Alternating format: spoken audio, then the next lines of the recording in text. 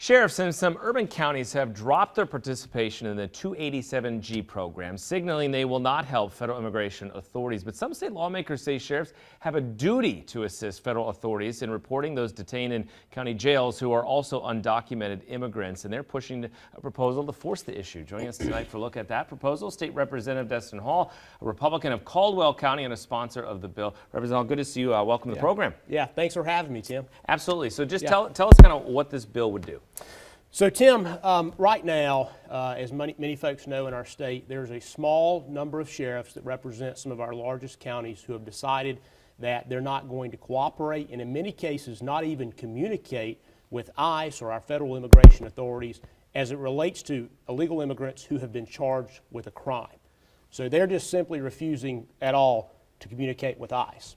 What our bill would do would just simply say for illegal immigrants who have been charged with a crime in our state, that those sheriffs housing them in that jail will just simply notify ICE, let them know that they have someone there who they suspect is probably an illegal immigrant, and let ICE do their job. Let them enforce federal immigration law.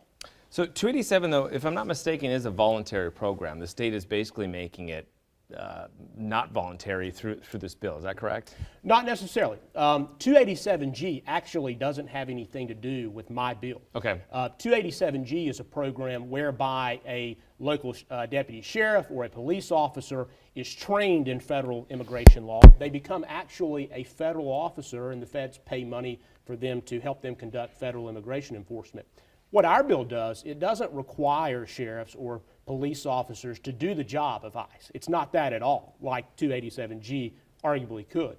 This bill just simply says when you arrest somebody in our state who is an illegal alien, who has committed a crime, who's been charged with committing a crime in our state, they've been arrested, they've been put in a jail, that you'll just notify ICE, let them know that person's there, and if ICE wants to conduct an investigation, determine whether a detainer needs to be issued, let them do that. Simple as that.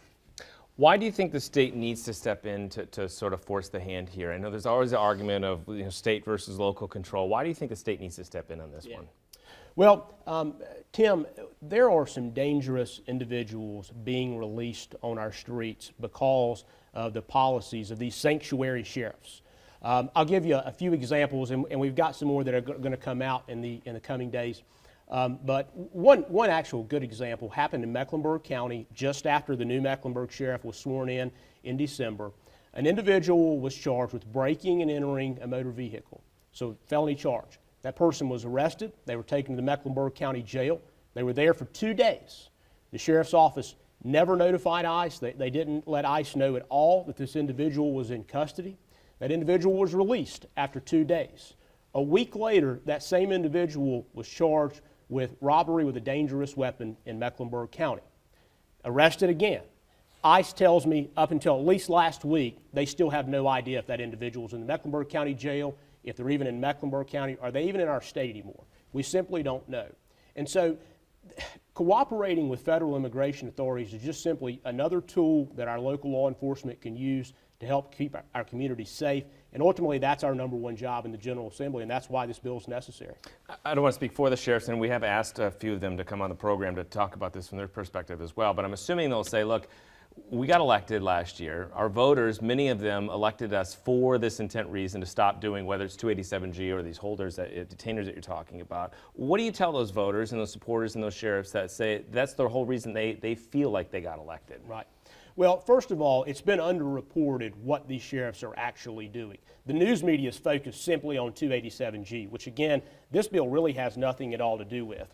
We're not making our sheriffs go out and enforce federal immigration law. We're just requiring them to cooperate with ICE, to let them know that they have an individual, an illegal alien who they've charged with a crime in their jail.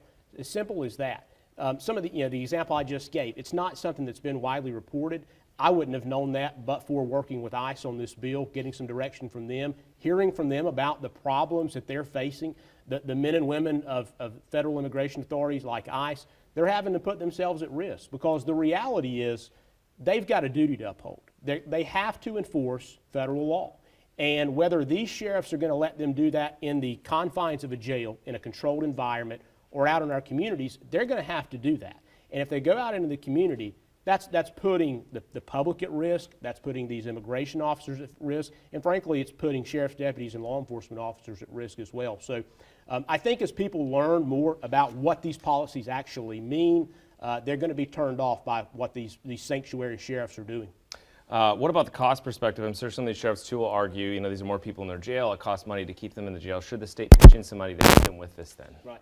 So there's actually very, very minimal cost here because, again, we're only talking about people that these sheriffs have already arrested. These are people who are already in jail on a state law charge, and they're going to be there pending the outcome of their case or when they meet bond. The only instance in which they might be there for any longer period is if ICE issues a detainer, in which case a detainer is only good for 48 hours. They're only asking them to hold them for 48 hours. So those are fairly minimal cost. Again, not asking sheriffs and police officers to go out into the community and round people up or arrest people based on immigration issues. We're simply saying pick up the phone, call ICE, let them know that you've got an illegal immigrant here who's been charged with a crime. Not very costly to do, but it benefits the public safety quite a bit. Real quick before we leave, what's your expectation on sort of how this might move through the legislature? Well, I'm confident that we'll get through the House. We're going to hear it next week, I think, in the Judiciary Committee. I look forward to a good debate. I'm open to hearing arguments on each side, but I'll tell you, this is something that we've worked very hard on. The bill was very well thought out. We worked with ICE, like I said. This bill is largely modeled off of a Texas bill that passed in 2018 and has been upheld as constitutional by the federal courts in 2018. And so we're confident that this bill is constitutional, and we're confident that it'll protect public safety, and we think we need to move it as quickly as possible.